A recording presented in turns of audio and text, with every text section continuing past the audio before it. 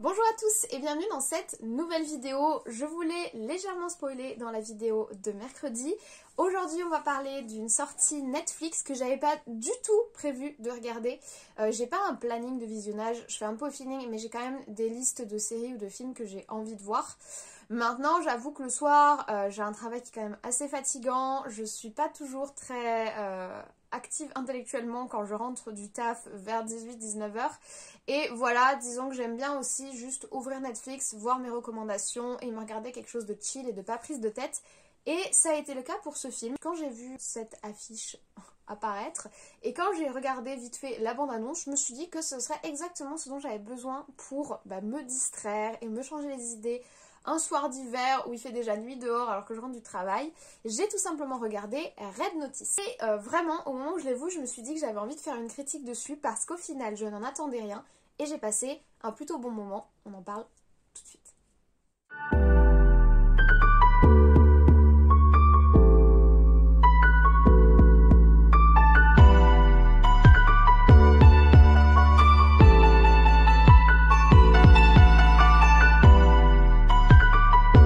Donc Red Notice, qu'est-ce que c'est? De quoi parlons-nous? C'est un film licencié et distribué par Netflix qui est sorti le 5 novembre 2021, que j'ai pas tout de suite remarqué d'ailleurs.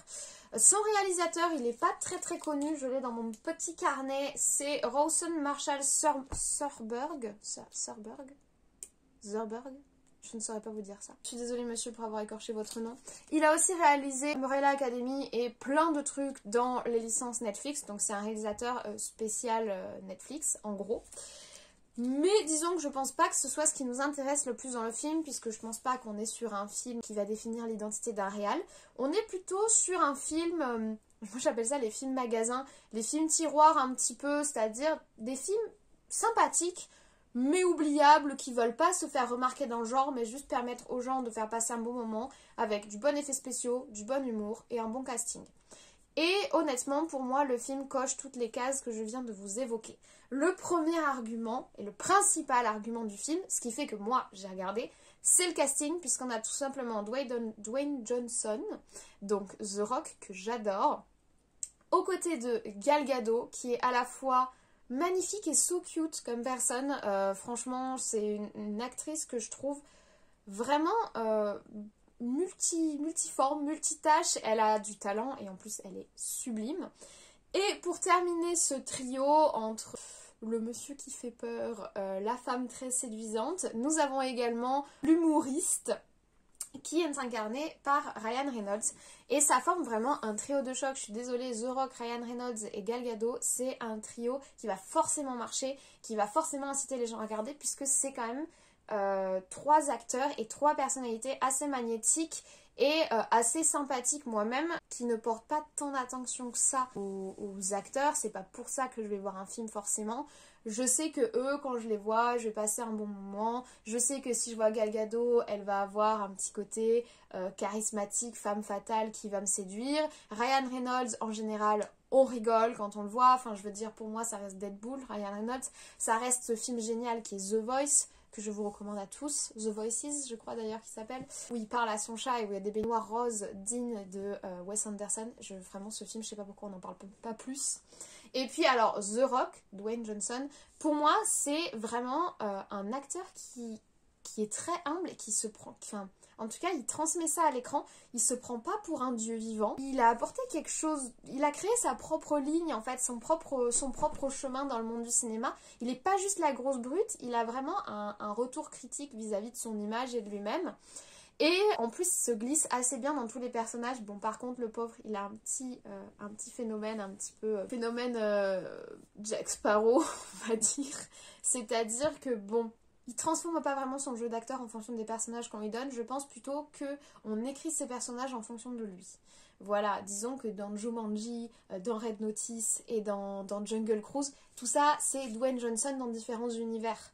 C'est-à-dire que c'est la personnalité qu'il a créée à l'écran, incarnée dans différents univers, de la même façon que notre ami Jack Sparrow, une fois qu'il a été associé à l'image de Johnny Depp n'était plus que Jack Sparrow dans d'autres univers, tellement il avait fusionné avec le personnage. Il suffit pour ça de voir le film que Johnny Depp a fait avec les cow-boys là. Je sais plus comment il s'appelle ce film. mais où on dirait vraiment pirate s'est perdu au milieu du Far West quoi. Donc il y a vraiment cette problématique là avec Dwayne Johnson, mais moi je trouve que pour ce genre de film pas prise de tête, ça match carrément et ça apporte une plus-value au film qui sans lui n'aurait pas eu la même aura que celle qu'il a avec lui comme acteur dedans. Venons-en aux faits. L'histoire, donc qu'est-ce que nous raconte ce film Red Notice? Nous sommes dans le milieu des malfrats et des voleurs. Des voleurs un petit peu de haut vol, on va dire qu'on est un petit peu dans un petit style Arsène Lupin, Gentleman cambrioleur, voilà, on est dans ce délire-là.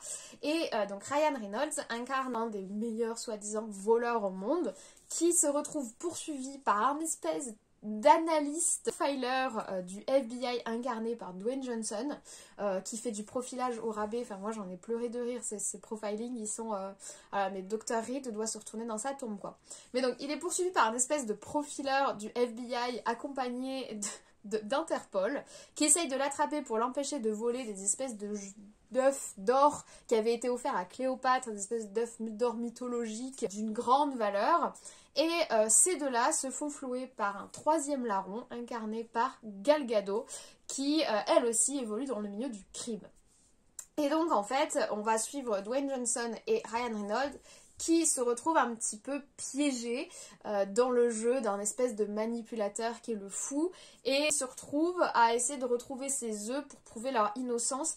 On est dans un univers à la fois un petit peu Arsène Lupin, Gentleman cambrioleur, gangster mais de qualité, à la fois dans un petit côté Indiana Jones.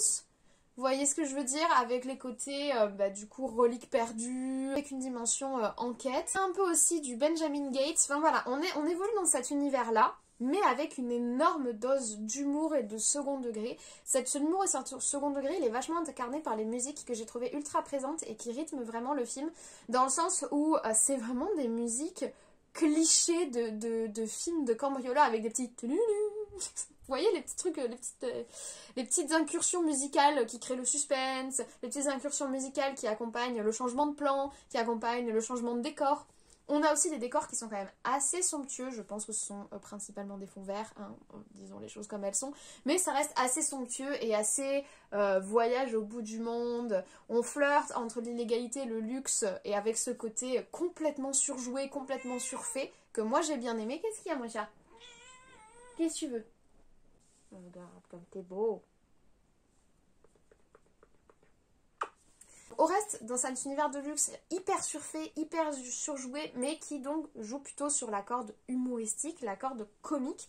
Et c'est un comique qui, j'avoue, moi qui étais en quête de détente après le travail, a fonctionné sur moi et j'ai été plutôt réactive. C'est pas du tout un film sérieux, c'est pas du tout un grand film d'un grand réal, un film intelligent, un film qui réfléchit, un film qui porte un message, pas du tout. Là c'est de la détente à l'état brut. Au niveau humour, on notera par exemple un guest en fin de film que j'ai trouvé assez drôle. On a aussi des références et des blagues sur Poutine, le truc complètement improbable et qui fonctionne parce que Poutine ça fonctionne toujours, ça fait toujours rire, hein, voilà. Pas du tout. Mais là, la façon dont c'est emmené, c'est assez... Franchement, c'est assez fun. C'est des petites rêves comme ça qui sont glissés, qui parlent aux spectateurs, qui font la bonne ambiance. Désolée, c'est mon chat qui fait n'importe quoi. En soi, le film, c'est vraiment un TGCM du début à la fin. Faut poser son cerveau, faut pas réfléchir, faut pas se poser trop de questions parce qu'il y a beaucoup de choses qui sont loin d'être réalistes. Mais c'est pas du tout le message et la portée du film. Tu passes juste un bon moment, un moment de détente, un moment sympa avec un beau casting, des petites blagues, du rythme, parce que le film est quand même très rythmé, des musiques qui suivent le rythme, qui suivent l'humour et qui vont dans ce sens-là. Donc en soi, le film est bien pensé dans l'objectif qui lui est fixé, c'est-à-dire passer un moment de détente. C'est vraiment un film détente, mais c'est un bon film détente, notamment du fait du casting, notamment de tous ses apports décors, musique, etc. Franchement, j'ai passé un bon moment, je me suis même laissée prendre par l'histoire, je me suis laissée prendre par les rebondissements, parce que vu que j'avais posé mon cerveau et que je profitais juste du moment film, bah j'ai pas du tout réfléchi, donc il y avait des rebondissements, j'étais en mode « Oh, des rebondissements, je m'y attendais pas !» Bah vraiment, j'ai juste... Voilà, j'ai passé une bonne soirée, j'ai passé un bon moment avec ce film et c'est aussi agréable des fois de pas juste chercher la petite bête et de tranquillement se poser sur son canapé, se faire un petit thé et profiter d'une soirée après le travail tranquille. Je finirai juste cette critique sur, c'est-à-dire la fin du film qui semble nous proposer une ouverture à une suite et sincèrement, je regarderai la suite s'il y a une suite. parce que le casting, parce que voilà, j'ai passé un bon moment. Et franchement, je me doute que le film va recevoir des critiques en disant que c'est un film qui n'apporte rien. Mais faire passer un instant sympa et détendre les gens, ça peut aussi être un objectif tout à fait louable du cinéma. On n'est certes pas sur un film qui apporte quelque chose à la cause cinématographique, mais il apporte quelque chose à ses spectateurs et c'est aussi très agréable. Voilà, c'était mon avis sur Red Notice. Je vous remercie d'avoir suivi cette vidéo. Je vous remercie pour votre soutien. Bienvenue aux nouveaux s'il y en a comme d'habitude. Et bon retour à ceux qui étaient déjà là avant. Je vous remercie vraiment très sincèrement des échanges que j'ai ici, du soutien que je reçois, des personnes qui me follow.